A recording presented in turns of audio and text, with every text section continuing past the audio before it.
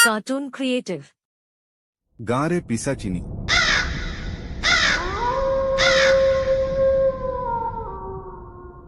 ବୃଦ୍ଧ ବାସୁ ଅନେକ ବର୍ଷ ଧରି ଏକ ଛୋଟ ଗାଁରେ ରହୁଥିଲେ। ଗାଁର ଅନ୍ତେ ଥିବା ଜଙ୍ଗଳ ପାଖ ଘର ଗୋଟିଏ ଶାପିତ ସ୍ଥାନ ବୋଲି ଲୋକେ ଭାବନ୍ତି। କିନ୍ତୁ ଏହି ଗୁପ୍ତ ଭୟକୁ ନୂଆ ପିଢ଼ି ଗମ୍ଭୀରତାରେ ନେଉନାହିଁ। ଏହି ଗଳ୍ପ ହେଉଛି ଏମିତି ଏକ ଯୁବକ, ଅରିନ୍ଧମ ଓ ଏକ ଭୟଙ୍କର ପିଶାଚିନି ମଧ୍ୟରେ ଘଟିଥିବା ଭୟାନକ ଘଟଣାର ବିବରଣୀ। ଗାଁରେ ବିଜୁଳି ନଥାଏ। ଅନ୍ଧାର ରାତିରେ କୁକୁର ଭୌଙ୍କୁଥିବା ଶବ୍ଦ। ବୁଢ଼ା ବାସୁ ପିଲାମାନେ କୁହୁଛି, ସନ୍ଧ୍ୟା ପରେ ଜଙ୍ଗଲ ଦିଗକୁ ଯିବା ନାହିଁ। ପିଛୁଅଛି ଗଢ଼ିଆଳ ଘଣ୍ଟିର ଶବ୍ଦ। ଏକ ମହିଳା ହସୁଥିବା ଶବ୍ଦ ଶୁଣାଯାଏ।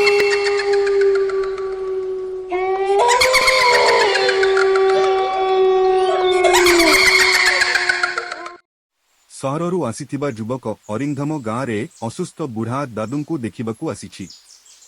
ଗାଁର ଲୋକ ତାଙ୍କୁ ସତର୍କ କରନ୍ତି, ଜଙ୍ଗଲ ଦିଗକୁ ଯିବା ଠିକ୍ ନୁହେଁ। ସେ ଭାବେ, ଗାଁର ଲୋକ ଭୂତ ଭୟରେ ଅନ୍ଧବିଶ୍ୱାସୀ। ଅରିନ୍ଧମ ହଠାତ୍ ଜଙ୍ଗଲ ଆଖାପାଖି ଘୁରୁଥିବା ବେଳେ ଏକ ସୁନ୍ଦରୀ ମହିଳା ଦେଖେ। ସେ ଜଣେ ରହସ୍ୟମୟ ମହିଳା, ଲାଲ ଶାଢ଼ୀ, ଲମ୍ବା କେଶ। ମହିଳା ମୁହଁ ଦେଖାଉ ନାହିଁ, ଗଭୀର କଥାବାର୍ତ୍ତା କରି। ଦିନେ ଗାଁର ଲୋକ ହଠାତ୍ ଅସୁସ୍ଥ ହେବା ଆରମ୍ଭ କରନ୍ତି। ଗାଁର ପୁରୁଣା ଲୋକ କୁହନ୍ତି, ସେ ଆସିଛି। ପିଶାଚିନି ଫେରିଛି। ହଁ ହଁ, ସେ ଫେରିଛି। ଅରିନ୍ଧମ ଭାବେ ଏହା କେବଳ ଅନ୍ଧବିଶ୍ୱାସ। ଲୋକେ ଏବେ ବି ଅନ୍ଧବିଶ୍ୱାସରେ ରହିଯାଇଛନ୍ତି। ବୁଢ଼ା ବାସୁ ଅସୁସ୍ଥ ଅବସ୍ଥାରେ କହିଥାନ୍ତି, ସେ ମୋ ପାଇଁ ଆସିଛି ଲାଗୁଛି, ସେ ମୋତେ ମାରିଦେବ। ଆଗେ ଯେଉଁଠାରେ ଅଗ୍ନି ଲାଗିଥିଲା, ସେଠି ପିଶାଚିନିର ମୃତ୍ୟୁ ହୋଇଥିଲା। ଆମେ ତାକୁ ଜିଅନ୍ତା ଜାଳି ଦେଇଥିଲୁ। ସେ ଜୀବନ ବଞ୍ଚାଇବା ପାଇଁ ବହୁତ ଚିତ୍କାର କରୁଥିଲା।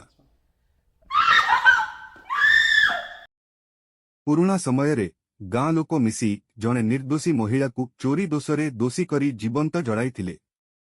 ମହିଳା ମୃତ୍ୟୁ ବେଳେ ଶପଥ ଦେଇଥିଲେ, ମୁଁ ଏ ଗାଁକୁ ଶାପ ଦେଉଛି କି ଯିଏ ମୋତେ ନିର୍ଦ୍ଦୋଷରେ ଦୋଷୀ ସାବ୍ୟସ୍ତ କରି ମାରିଛି, ମୁଁ ତାକୁ କେବେ ବି ଛାଡ଼ିବି ନାହିଁ, ତାକୁ ମାରିଦେବି।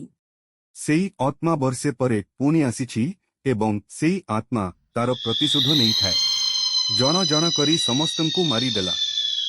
ଅରିନ୍ଧମ ଏବେ ବୁଝିଛି, ସେ ମହିଳା ପିଶାଚିନି ଥିଲେ। ତାଙ୍କ ଦାଦୁ ତାଙ୍କୁ ସେହିଦିନ ନିଜେ ଦେଖିଥିଲେ, ଦେଖିବା ସହିତ ମୃତ୍ୟୁବରଣ କରିଥିଲେ। ଅନ୍ତିମରେ ଅରିନ୍ଧମ ଏକ ପୁରୁଣା ମନ୍ତ୍ର ଓ ଯଜ୍ଞ ଦ୍ୱାରା ସେଉଠି ସେ ଆତ୍ମାକୁ ଶାନ୍ତି ଦେଇଥିଲେ। ସକାଳର ସୂର୍ଯ୍ୟକିରଣ। ଗାଁ ଲୋକଙ୍କ ମୁହଁରେ ହସ ଖେଳୁଥାଏ। ପୋଖରୀ ପାଖରେ ଆନନ୍ଦ ମନରେ ପିଲାମାନେ ଖେଳୁଅଛନ୍ତି। ଗଛ ତଳେ ଶାନ୍ତିରେ ବସିଛନ୍ତି ବୃଦ୍ଧ ବ୍ୟକ୍ତି। ହସି ହସି ଗାଁରୁ ଦୂରକୁ ଚାଲିଯାଉଛନ୍ତି ଅରିନ୍ଧମ। କାହାଣୀ ଏଠାରେ ସମାପ୍ତ ହେଉଛି।